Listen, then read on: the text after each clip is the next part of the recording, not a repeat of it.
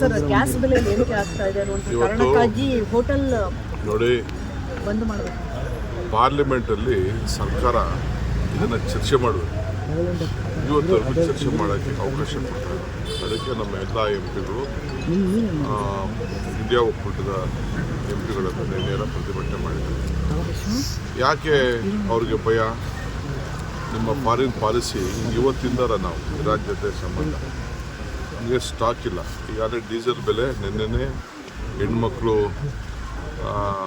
World woman day ದಿನನೇ 60 ರೂಪಾಯಿ ಏರಿಕೆ ಮಾಡಿ ಎಲ್ಲರಿಗೂ ಮಾಡಿದ್ದಾರೆ. ಎಂ ಪಿಗಳು ಯಾಕೆ ಮಾತಾಡ್ತಾ ಇಲ್ಲ?